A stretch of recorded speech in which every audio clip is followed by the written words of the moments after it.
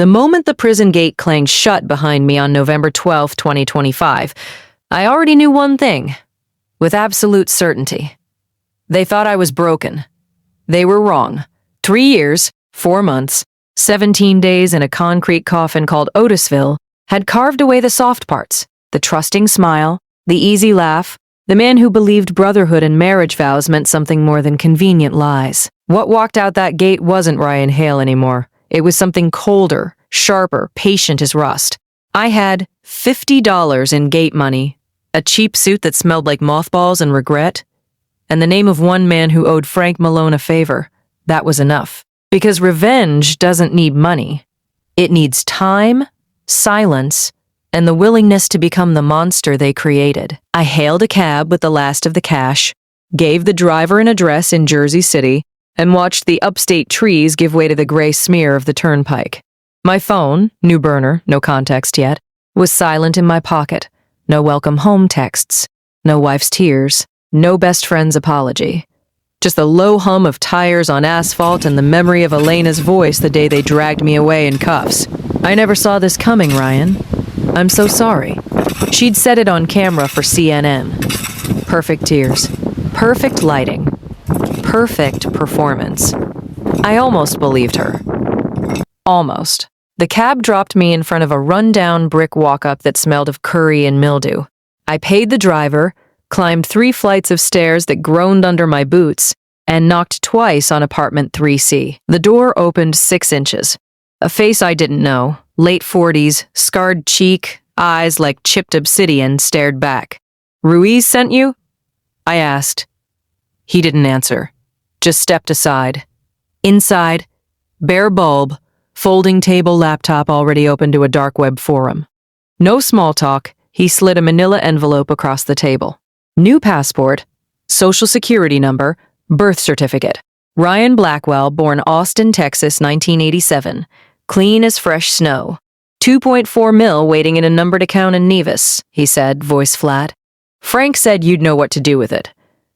I opened the envelope. My old face stared back from the photo, thinner now, eyes harder but still recognizable if someone looked too long. I'd fix that later. Hair. Beard. Maybe surgery if it came to that. But first things first. I pulled out my phone, opened the one app I'd kept alive in secret, a ghost login to the Voss Ventures internal server. The backdoor I'd written in 2019 during a security refresh, Derek laughed off as paranoia. Paranoia that just became prophecy, the dashboard loaded, live feeds, emails, calendars, bank wires, Derek's calendar for tomorrow. 11 a.m. investor pitch at the new Tribeca office, the same glass-walled conference room where we'd celebrated our first 100 million exit. Elena's shared calendar, spa day in the Hamptons, followed by dinner at La Bilboquet with Dave.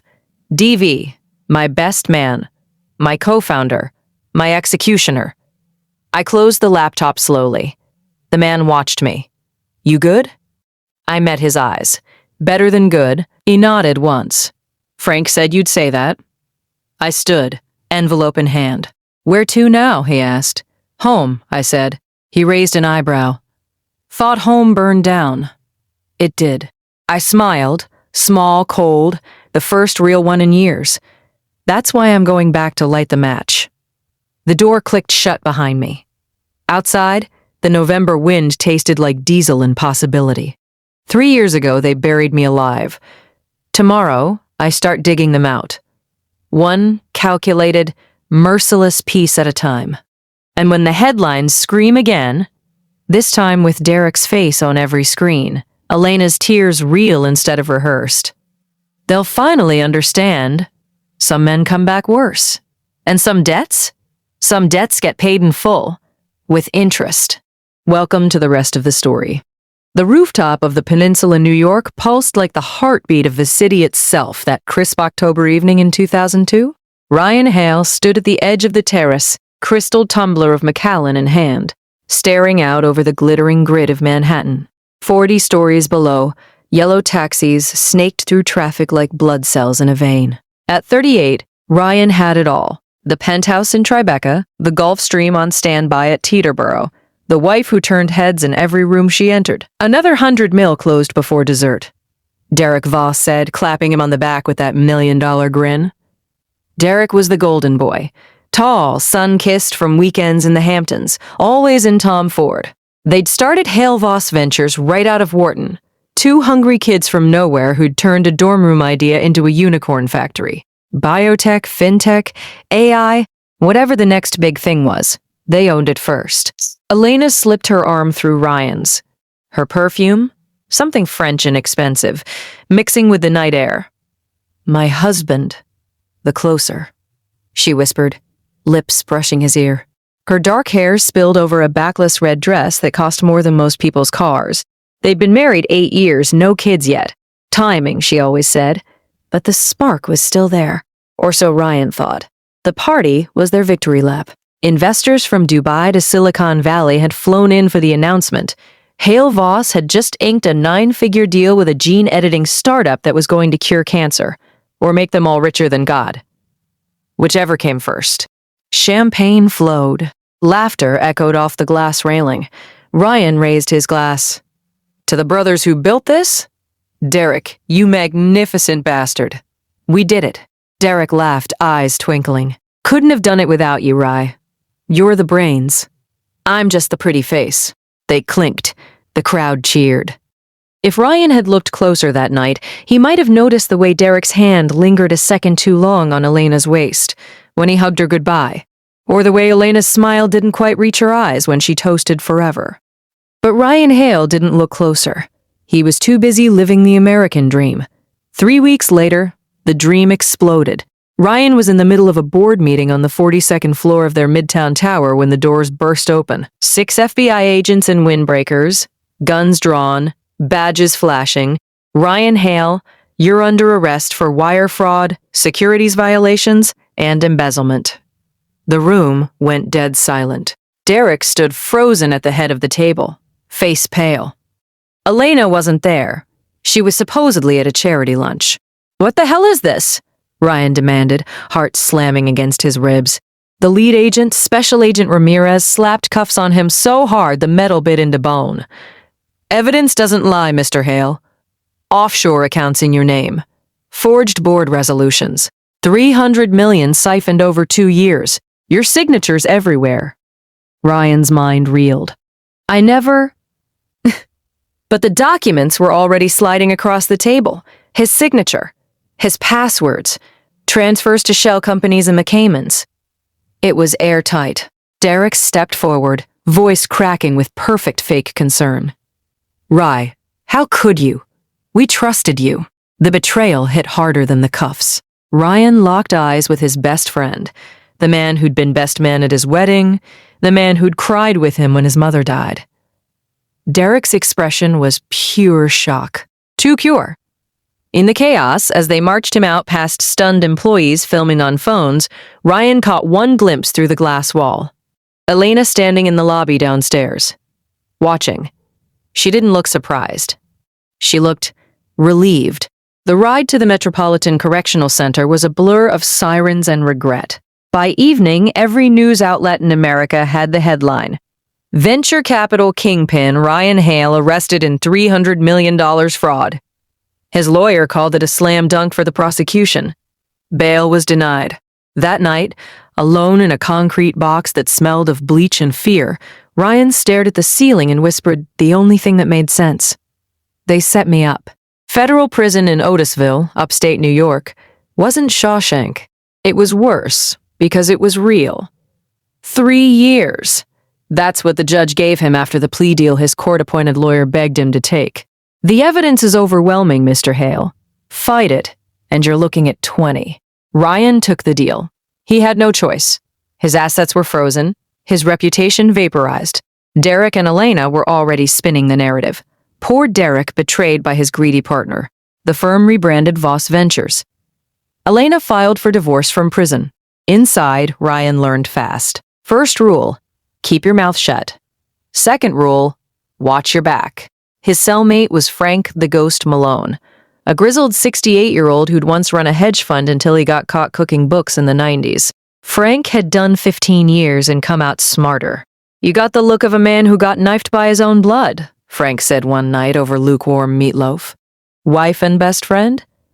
Ryan didn't answer at first, but after 6 months of shared silence, the story poured out.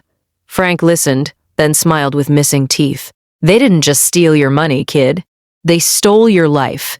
Question is, what are you going to do about it when you walk? Ryan laughed bitterly. Walk! I'm broke. Disbarred from every boardroom in America. Frank leaned in. Not if you play it right. I still got friends on the outside, and you're smart. I watched you in the library. You coded that trading algo in your head during rec time. Use it. But first, survive. Survival came with scars. A shiv fight over a stolen cigarette. A month in solitary for inciting. But Ryan changed.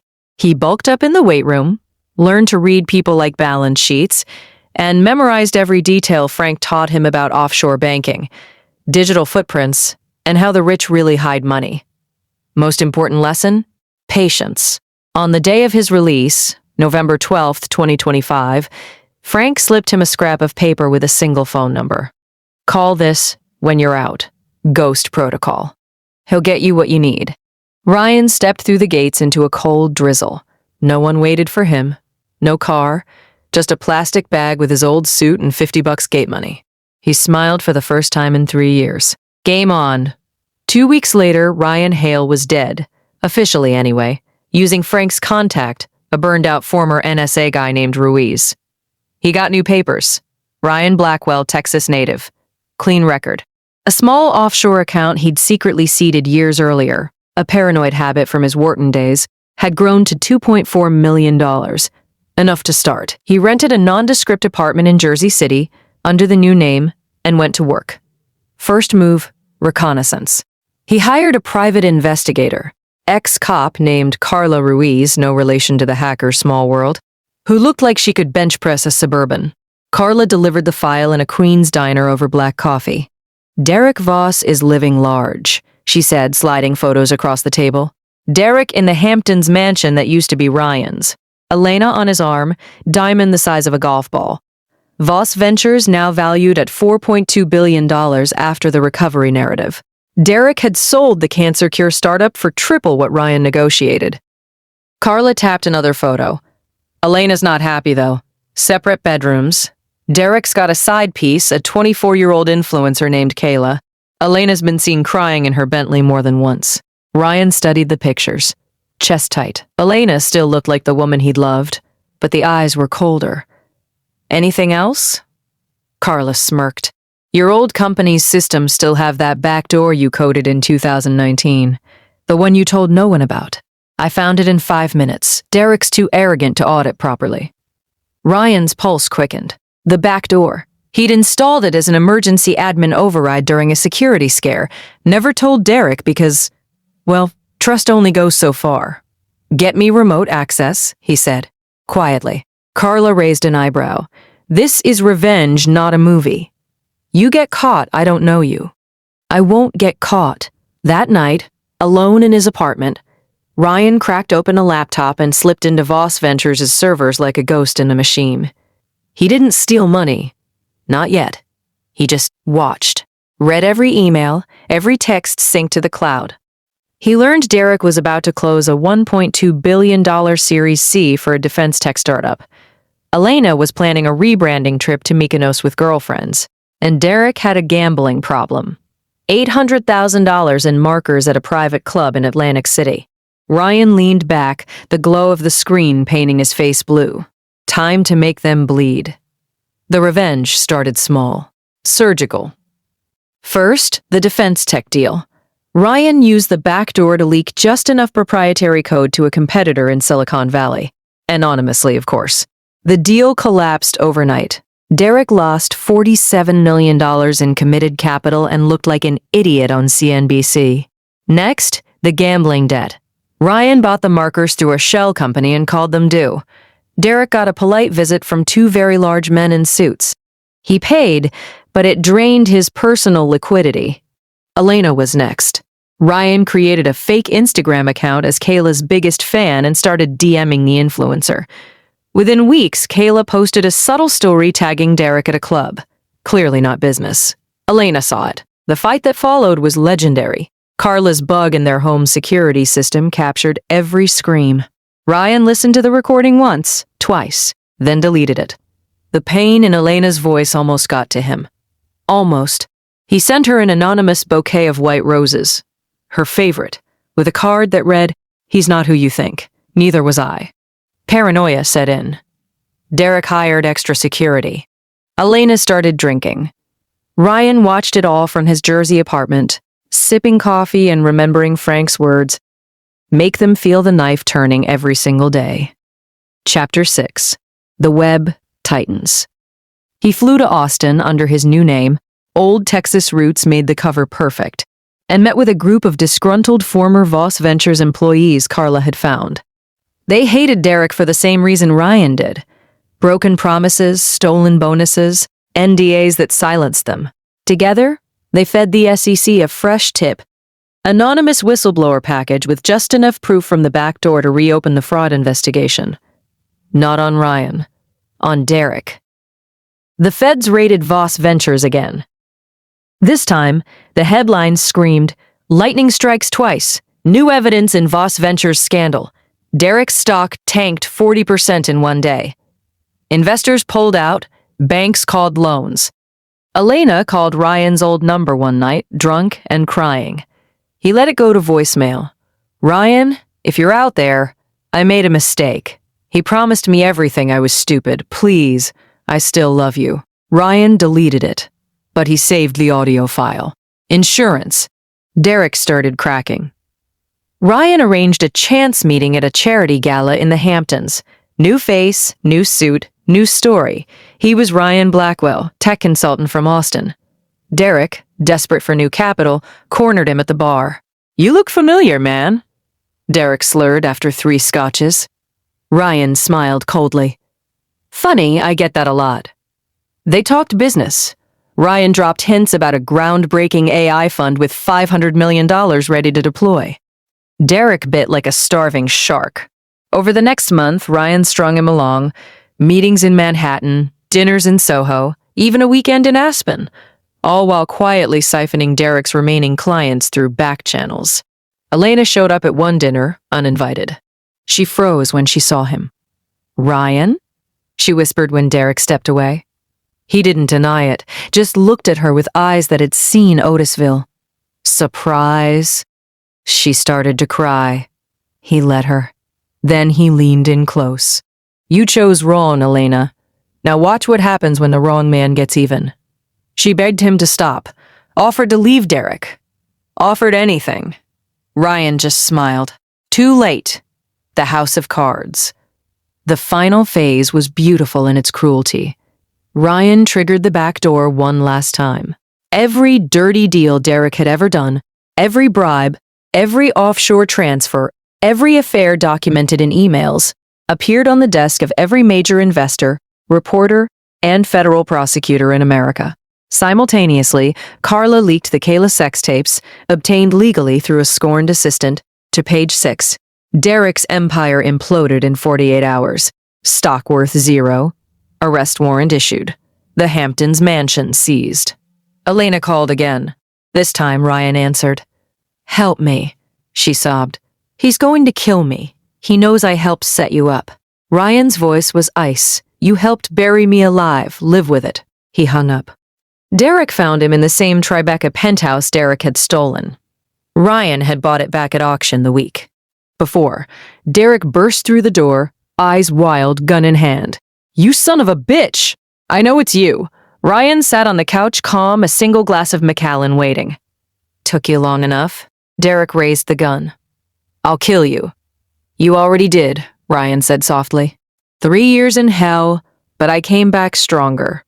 You're finished." They talked for an hour. Derek cried, begged, blamed Elena, blamed the pressure, blamed everything except himself. Ryan listened. Then he stood, took the gun from Derek's shaking hand, and ejected the magazine. "I'm not going to kill you, Derek. That would be too easy. You're going to prison, just like I did. But unlike me, you won't have a friend inside." You'll have nothing. He pressed a button. Sirens wailed outside. FBI agents poured in. Derek screamed as they cuffed him. We were brothers. Brothers don't bury each other. Chapter 10. Ashes and New Horizons. 6 months later, Derek Voss was sentenced to 22 years. Elena took a plea and disappeared to Europe with what little she had left. Ryan Hale, legally cleared after the new evidence, stood on the same rooftop where it all began. The city stretched out below him, unchanged and unforgiving. Frank Malone's voice echoed in his head. Revenge don't fill the hole, kid. It just teaches you how deep it was. Ryan sipped his scotch. The hole was still there, but it was smaller now. He pulled out his phone and dialed a number in Austin. Carla answered on the first ring. Ready for that second chance? He asked. She laughed. Only if it comes with barbecue and no more ghosts. Ryan smiled into the night. Deal. Below him, the city kept moving. Yellow cabs, bright lights, new dreams being born every second. Some men broke. Some men burned it all down and walked through the ashes richer. Ryan Hale was the second kind. And the American dream? It looked a hell of a lot different from this side of the fire. The end.